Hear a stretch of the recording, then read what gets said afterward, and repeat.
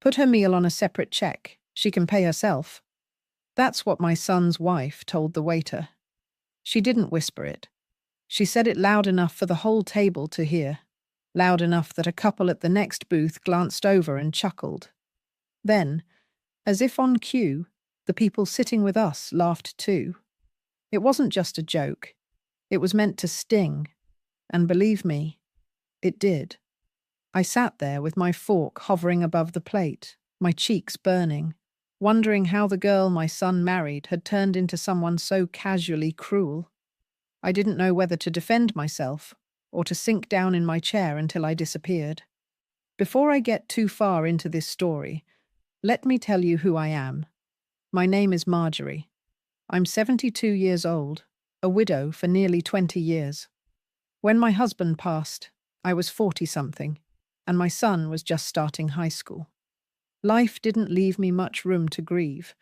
I had to keep the house, work 2 jobs, and make sure that boy of mine had every chance at a future. I never remarried. I never went on vacations, never bought myself fancy clothes. Every dollar I earned went to bills, groceries, and saving for my son's education.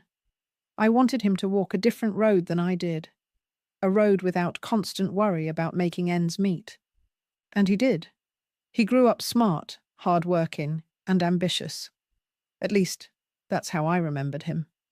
Now, before I dive into what happened that night, let me pause to ask you something. Tell me, where are you watching from tonight? I love knowing where my stories travel, whether you're sitting with a cup of tea in your kitchen or lying in bed in some far-off city. It keeps me company in a way. All right, back to the table. This wasn't the first time my daughter-in-law, Rachel, had tried to put me in my place. She's younger than my son by 3 years, pretty and polished, always wearing clothes that look like they cost more than my car. At first, I thought she was just proud of herself, maybe a little high-strung. But over the years, the small remarks piled up, about how I dressed, about how I still lived in the same modest house, about the old-fashioned way I cooked. I stayed quiet most of the time. What good would it do to complain? My son seemed happy with her, and that mattered more to me than my pride. But that night, when she told the waiter to split my meal from theirs, it wasn't just a passing remark. It was a performance, staged in front of strangers and my own son. I looked at him, hoping for some sign, anything, that he would correct her, that he'd lean over and say, "Don't be ridiculous, we're all family." But he just kept his eyes on his drink, swirling the ice around, pretending not to hear. That was the part that hurt the most. Not her words, but his silence. I tried to steady myself, lifting the glass of water in front of me so my hand wouldn't shake. The waiter looked uncomfortable. He shifted from one foot to the other, not sure if he should write it down or wait for me to object. And the rest of the table kept laughing, though softer now, like the kind of laughter people use to cover up discomfort. I smiled. A small, brittle smile. The kind you give when you don't want anyone to see how much it cut you. "That's fine," I said. My voice sounded steadier than I felt. But inside, a storm was brewing. The thing about getting older is you learn to hold your tongue. You let little insults slide. You tell yourself it's not worth the fight. But something about that moment, the waiter standing there awkwardly, my son staring into his glass, and Rachel grinning like she had won some invisible game, made me realize how far things had gone. I wasn't just being teased. I was being dismissed. And yet, I kept my composure. I wasn't going to give her the satisfaction of seeing me crumble. As the conversation around me picked up again, my mind began to wander. I thought back to all the nights I had stayed up sewing clothes for my son so he'd look sharp at school. The mornings I woke before dawn to pack his lunches. The college tuition I worked overtime to cover. None of it mattered at that table. In their eyes, I was just an extra mouth to feed, someone to be tolerated. I didn't know it then, but that night was about to take a turn no one at that table expected. But before we get there, You need to understand how we ended up in that restaurant in the first place, and why my daughter-in-law felt bold enough to humiliate me in front of strangers. When my husband passed, it was sudden. One moment he was there, drinking his morning coffee and fiddling with the crossword, and the next moment he wasn't. A heart attack, quick and merciless. I had no time to prepare, no cushion of savings, and certainly no plan for raising a teenager alone. My son, Daniel, was just 15 then, too old to cling to my skirt, too young to be left to fend for himself. The first few years after his father's death were a blur of exhaustion. I worked days at the local library shelving books, nights cleaning offices downtown. My hands were always chapped from cleaning fluid, my back stiff from standing on ladders. But I never let Daniel see me complain. If I broke down, I did it in the bathroom with the faucet running so he wouldn't hear. He needed strength from me, not weakness. Daniel was smart, always had been. He loved science fairs, tinkering with gadgets, building things from scraps. I pushed him to chase every opportunity. When other boys were hanging around the corner store, Daniel was in the garage with a soldering iron, building radios and robots. I couldn't give him everything, but I could give him time and encouragement. And when he won a scholarship for college, I thought my sacrifices had finally paid off. I lived frugally, no vacations, no big purchases. The same house, the same furniture, the same car I'd been driving since the 90s. I wore clothes until the seams gave way. Everything extra went toward Daniel. I didn't resent it. That was what mothers did. When he graduated, I felt such pride. My boy, the first in the family to earn a degree. I remember standing in the crowd, clapping until my palms stung, tears blurring my vision. He shook my hand after the ceremony, grinning ear to ear, and said, "Mum, I couldn't have done it without you." That sentence carried me through years of hard work. But life changes once children leave the nest. He got a job in finance, and soon after he met Rachel. I remember the first time I met her. Tall, stylish, with the kind of confidence that filled a room. She shook my hand firmly and complimented my necklace. "Vintage," she said. I smiled, thinking she had a good eye. At the beginning, I thought she was just nervous around me, maybe trying a little too hard. She laughed too loudly at Daniel's jokes and called me Mrs. Harris, even after I asked her to use my first name. Still, I told myself it was just adjustment. Every new marriage has a learning curve.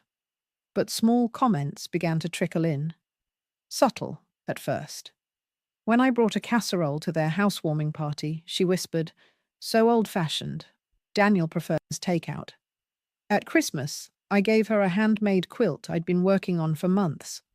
She held it up politely, then folded it quickly and set it aside, like it was something to be stored in a closet rather than used. I shrugged it off. Maybe she just had a different upbringing. Maybe she didn't understand the meaning behind handmade things. But the unease grew. Family dinners became rare. When we did gather, it was always on her terms, her restaurants, her circle of friends. Daniel seemed caught between us, though he never said anything outright. When I spoke, she interrupted. When I tried to join a conversation, she redirected it. And my son, whether he noticed or not, didn't correct her. It wasn't that she screamed or insulted me directly. It was the little exclusions, the way she tightened her grip on Daniel's attention, the way she made me feel like an outsider in my own family, like I was tolerated, not embraced. Still, I endured. I reminded myself, she was his choice, and my place was to support his happiness. I stayed quiet, swallowing every slight. But inside, I kept a running tally. Not of resentment, but of awareness. That's why, when she invited me to dinner at the restaurant that night, something in me hesitated. It wasn't her voice on the phone. It was Daniel's. "Mum, Rachel thought it would be nice if we all went out." It sounded like a peace offering. Maybe, just maybe, we'd turn a corner. So I dressed carefully. pressed my best blouse, polished my shoes. I told myself it was just dinner. But as I sat at that table, watching Rachel order the most expensive glass of wine without even glancing at the price, I knew better. She didn't invite me there to include me. She invited me there to showcase her control. And I, foolishly hopeful, walked right into it. When Daniel called and said, "Mum, Rachel thought it would be nice if we all went out," I wanted to believe him. I wanted to believe she was finally extending an olive branch. I said yes, before I let myself think too much about it. The truth was, I didn't get many invitations anymore. Most weekends, Daniel and Rachel were busy with her friends, her family, her plans. Birthdays and holidays I might see them, but the spontaneous dinners, the little visits, those had faded. So when he called, I felt a spark of hope. Maybe Rachel had turned a corner. Maybe she'd decided I wasn't such a burden after all. I spent more time than usual getting ready. I ironed a cream-colored blouse I'd been saving, spritzed a little perfume I hadn't worn in years. Standing in front of the mirror, I thought, if she wants to make peace, I'll meet her halfway. The restaurant was one of those sleek places with tall glass windows and warm lighting.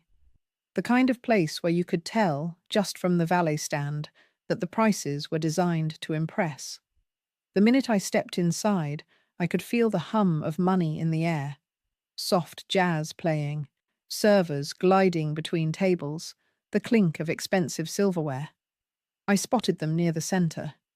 Rachel, sitting upright in a fitted dress, hair perfectly smoothed back, already swirling a glass of wine.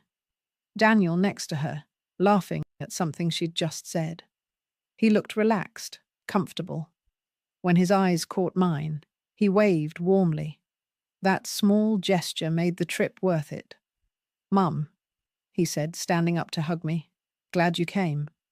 Rachel gave me a smile, the kind you practice in front of a mirror. "So nice you could join us tonight," she said.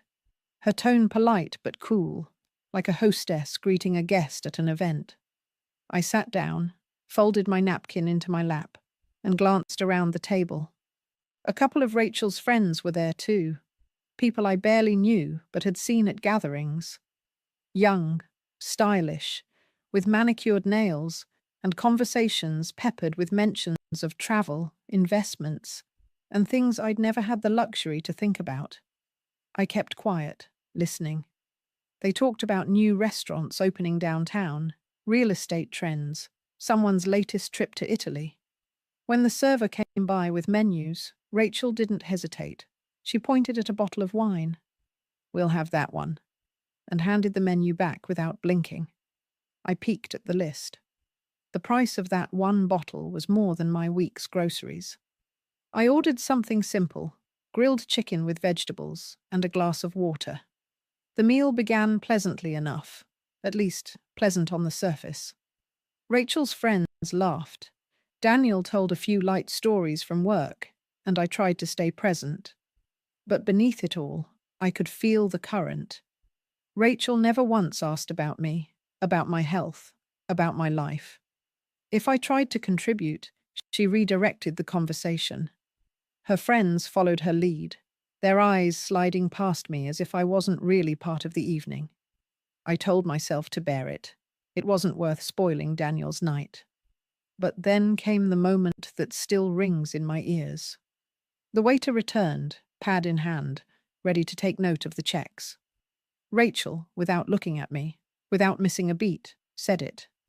Loud, crisp, deliberate. "Put her meal on a separate check. She can pay herself."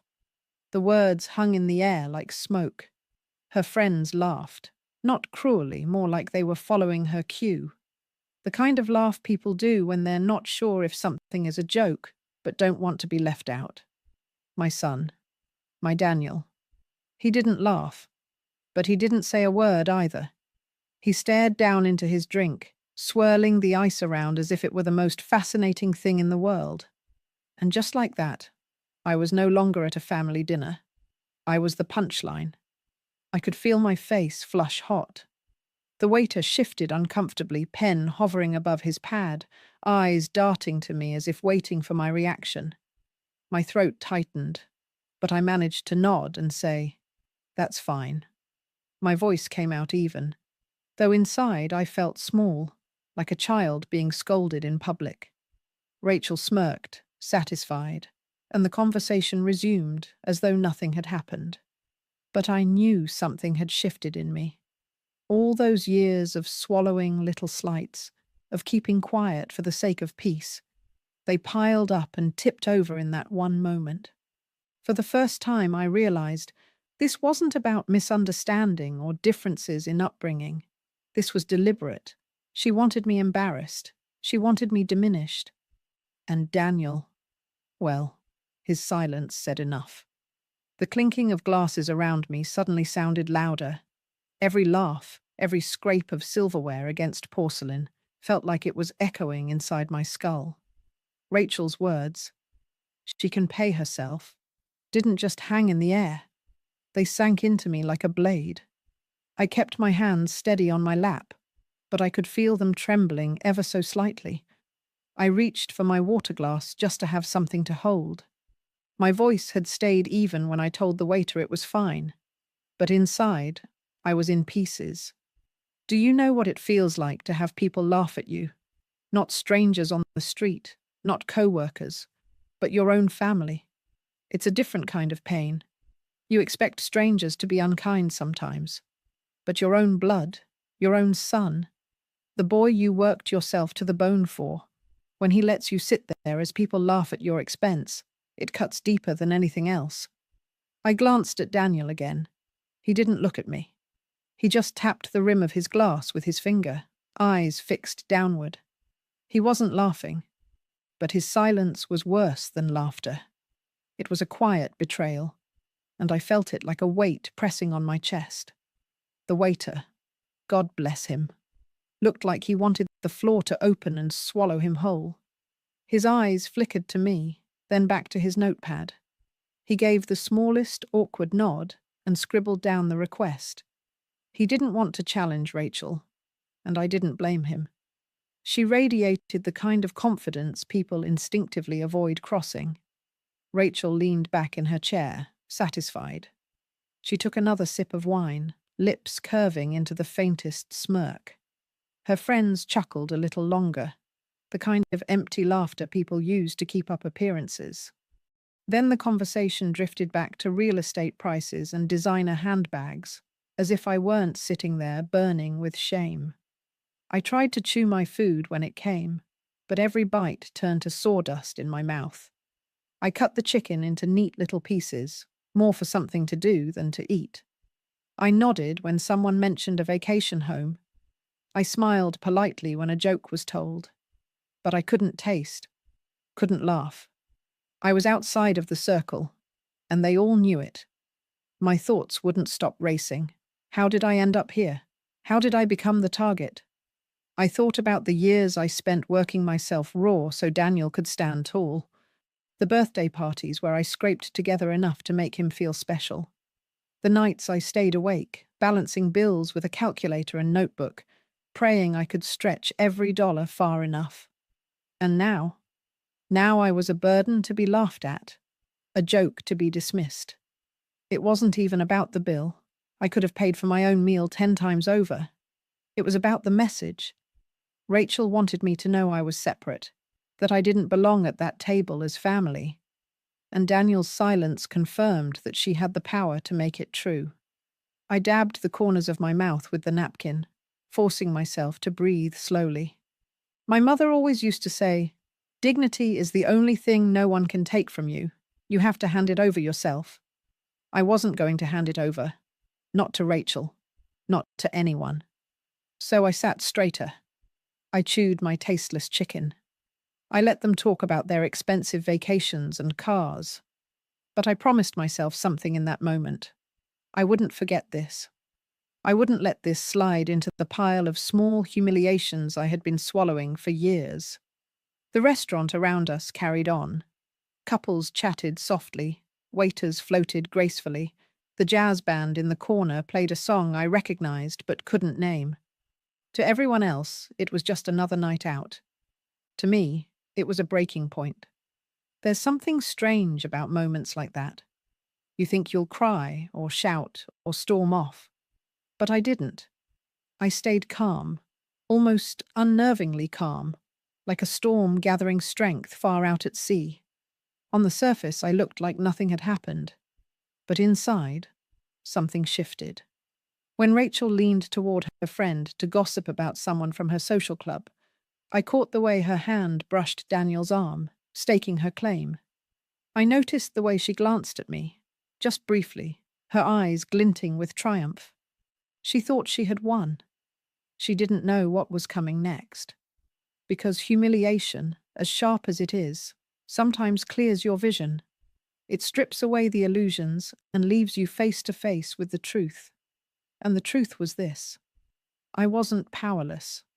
I wasn't the poor widow she wanted the world to think I was. No one at that table knew who really owned the roof over their heads that night. Not yet. I was just cutting another piece of chicken, pretending to be part of a conversation I wasn't really included in, when I saw him out of the corner of my eye, the restaurant owner. He was a tall man, probably in his late 50s, with salt and pepper hair and a crisp suit that looked like it belonged in a magazine. I'd known him for years, though no one at the table knew that. To them, he was just another manager checking on guests. But to me, he was someone who had shaken my hand in an empty dining room more than a decade ago, when I signed papers that changed the course of both our lives. He walked with a quiet authority, the kind that doesn't need to announce itself. People moved slightly out of his way without realizing they were doing it. He came straight toward our table. Rachel was in the middle of a story, something about a weekend trip to Napa and a winery tour, but her voice trailed off when she noticed him.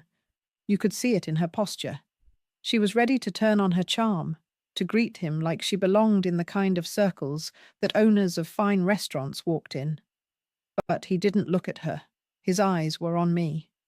"Mrs. Harris," he said warmly, bowing his head slightly. "It's been too long." The table went silent. Even the jazz band seemed to fade into the background. Rachel blinked. "You know her?" The owner smiled. "Of course I do.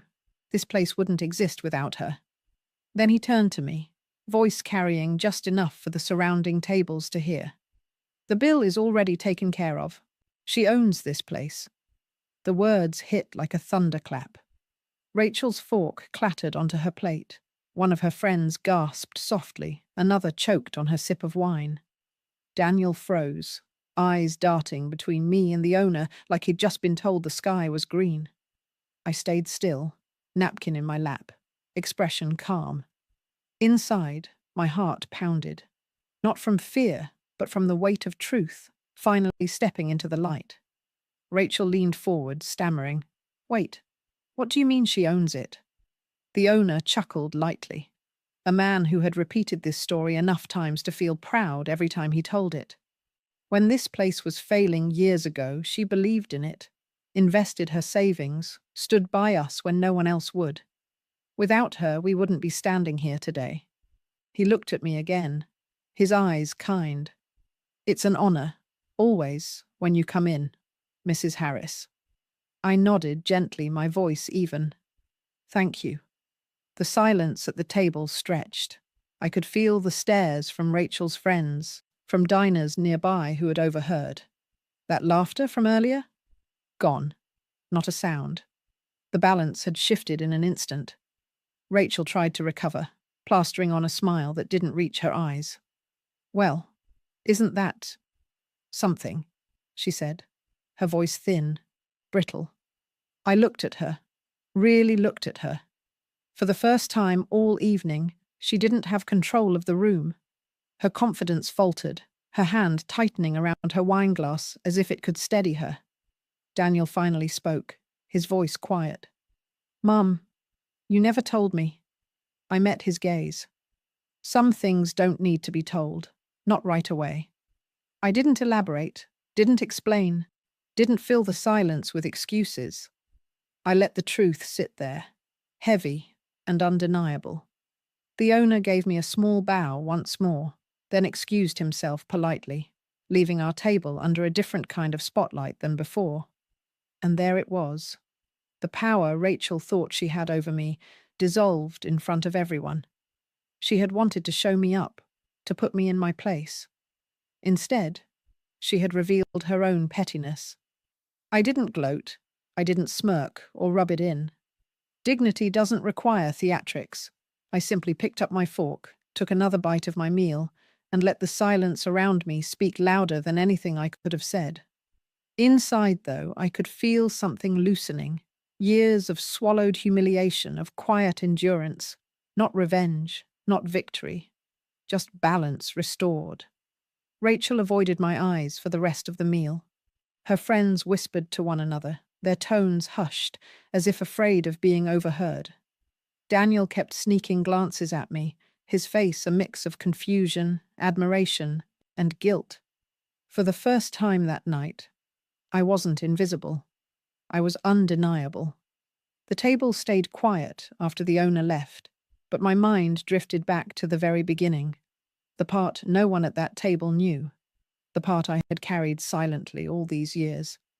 It was about 15 years ago, not long after Daniel had gone off to college. The house was emptier than it had ever been, and the days seemed longer. I had picked up extra hours at the library and the cleaning job downtown, but the loneliness weighed heavier than the work. Money was still tight, though.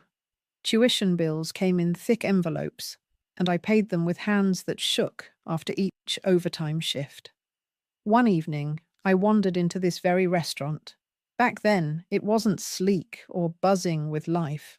It was half empty, paint peeling in the corners, tables sitting unused. The food was decent, but the place had no spark. I sat at the counter with a cup of coffee, flipping through the classifieds for more part-time jobs. That's when the owner, then much younger, more desperate than distinguished, sat beside me. He struck up a conversation. He told me about his dream, how he'd poured everything into opening the restaurant, how the bills were swallowing him faster than he could keep up. He wasn't complaining, more like confessing to a stranger because sometimes it's easier that way. I listened. I always had a soft spot for people who tried to build something from nothing. By the time I paid for my coffee, I couldn't shake the thought. This place deserved a chance. It sounds foolish, I know. I didn't have much, just the modest insurance money left after my husband's passing, savings I had pinched from years of living frugally, and whatever extra I scraped together from my jobs. Every rational thought told me to keep that money safe, tucked away for emergencies. But something in me wanted to risk it, not for glamour, not for recognition, but because I believed in working people who poured their souls into their dreams. So I came back the next week, and the week after. Eventually, I told the owner, "I don't have much, but I can help." We met with a lawyer. Papers were signed. I became a quiet partner, with my name tucked in the official documents. No flashy announcements, no plaques with my name. I didn't need that. What I needed was a sense of stability, a hope that maybe, just maybe, the investment would grow into something Daniel could lean on if he ever needed it. At first, the restaurant stumbled along. There were weeks when I thought I'd made the biggest mistake of my life. But slowly, it began to find its footing. The food improved, word spread, the crowds came. Year after year it grew into the beautiful place it is now. And all the while I remained in the background. The staff knew me. The owner always treated me with gratitude and respect, but I never flaunted it. I never told Daniel. Not because I wanted to hide it from him, but because I didn't want his choices in life to be shaped by the safety net of knowing his mother had something tucked away. I wanted him to build his own life, his own pride, just like I had to. Every dividend I received, I reinvested. Every extra dollar, I let it sit and grow. I lived simply, still in my little house, still driving my old car, because I didn't need anyone to see wealth hanging from my shoulders. I just needed to know I was secure. And I'll tell you this, there was a quiet satisfaction in walking into that restaurant and being greeted like family, not as a customer. The servers smiled wider. The chefs came out to say hello. They didn't see me as some lonely old widow. They saw me as part of the foundation of the place. That night at the table, when the owner bowed his head to me, that's what Rachel and her friends didn't understand. It wasn't about owning a restaurant. It wasn't about money. It was about the years of sacrifice, the risks I had taken, the dignity I had fought to maintain when the world kept trying to strip it away. Rachel wanted the world to see me as a burden. Instead, the truth stood up, clear and undeniable. I was the reason her wineglass was filled, the reason her entree arrived on a fine plate, the reason she had chosen this place to flaunt her status. And she hadn't even known. I didn't boast. I didn't explain all of this out loud at the table. But the story lived in me, strong and steady, like a backbone made of steel. Daniel still looked stunned. He didn't ask questions then. He just studied me, maybe realizing for the first time that he didn't know the full extent of what his mother was capable of. And Rachel? She shrank into her seat, fork resting uselessly on her plate, eyes darting anywhere but at me. For once, she had no quick remark, no polished quip. The power she thought she had, it was gone.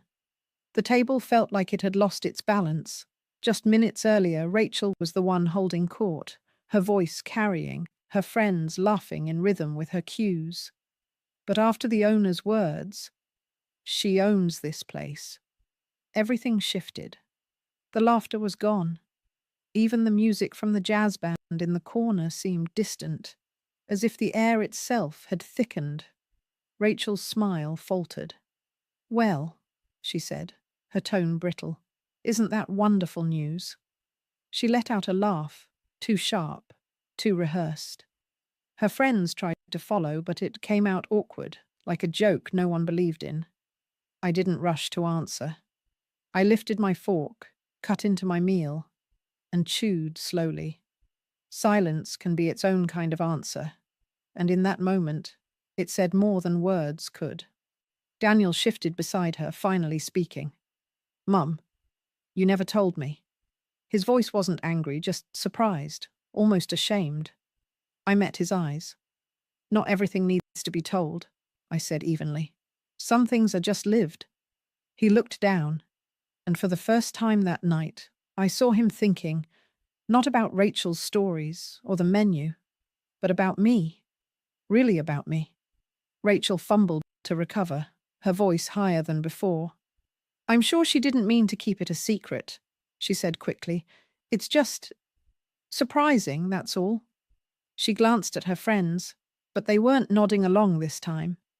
If anything, they looked at her with raised brows, their loyalty wavering. The waiter came by to refill glasses, leaning closer to me than anyone else. "Always an honor, Mrs. Harris," he said quietly. His respect cut sharper than Rachel's mockery ever had. Her cheeks flushed. She held her wineglass like a shield, but the smirk she usually wore had vanished. For once, she had no witty remark, no control over the room. She had been unmasked by the truth, not by me. Daniel sighed, leaning back in his chair. His silence now wasn't the same as before. Earlier it was avoidance. Now it was reckoning. He kept glancing at me, as though realizing for the first time that he didn't know the full shape of the woman who had raised him. Dessert menus were offered, but no one had the appetite. Rachel murmured something about being full. Daniel shook his head. The tension was thick, and no one dared to break it. When the bill came, the server placed it on the table, but addressed me directly. "Of course, everything is taken care of." Rachel's eyes flickered down, then away. She didn't move to touch the check holder. She didn't speak. I placed my napkin gently on the table. "Thank you," I said. And that was all. We stood to leave. Rachel clutched her purse tightly, her posture no longer proud, but defensive. Daniel lingered, his eyes searching mine. "Mum," he said softly, like he wanted to ask 100 questions, but couldn't find where to start. I gave his arm a gentle squeeze. "It's all right." Then I walked past them toward the door. The night air outside was cool against my face. For the first time in a long time, I felt light. Not triumphant, not vengeful, just steady. Rachel had tried to strip me of dignity, but dignity isn't something anyone can take. You have to hand it over yourself. And I hadn't. When I got home, I sat in my chair by the window. The house was quiet, as it had been for years. But I wasn't lonely. I thought of my husband, long gone, and how he used to tell me, "You're stronger than you know. Don't let anyone make you small." That night, I remembered what he meant. Betrayal always hurts more from the people closest to you. Rachel's cruelty stung, but Daniel's silence, that had been harder to swallow. Still, maybe now he saw me differently. Maybe he would think about the years I carried him, the sacrifices I made, the risks I took. Maybe he'd realize that the woman he thought of as just mom had built something lasting all on her own. And Rachel? She learned something too. Respect isn't bought with a designer dress or a glass of expensive wine. It isn't commanded by arrogance. Respect comes from how you carry yourself when others try to tear you down. I didn't gloat that night. I didn't need to. The truth had done the speaking. And so I'll ask you, if you'd been in my place, what would you have done? Would you have spoken out? Or would you have let silence, steady and unshakable, do the talking for you? Sometimes silence is the loudest answer of all.